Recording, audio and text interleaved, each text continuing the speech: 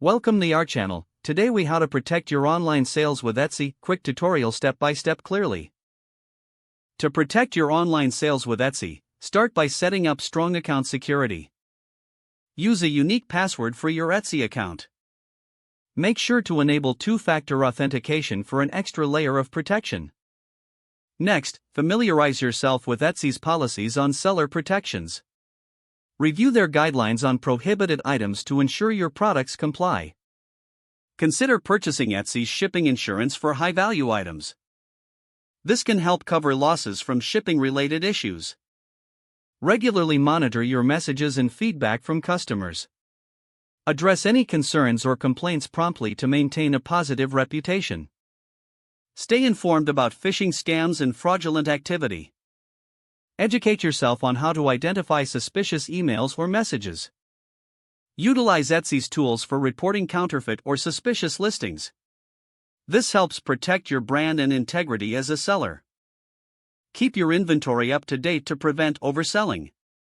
Regular inventory management minimizes customer dissatisfaction. Implement clear return and refund policies in your shop. Being transparent reduces potential disputes with customers.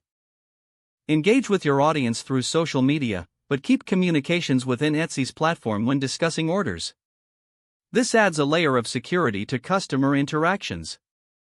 Lastly, stay updated on Etsy's ever-evolving features and protections. This ensures you are utilizing every available resource to safeguard your business. By following these steps, you'll provide a secure shopping experience for your customers. Protecting your online sales not only enhances customer trust but also boosts your business's reputation. If the page does not load, refresh the browser or try again in a private or incognito window.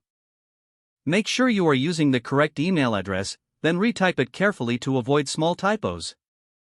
If your password is not accepted, use the reset option and create a new strong password you can remember.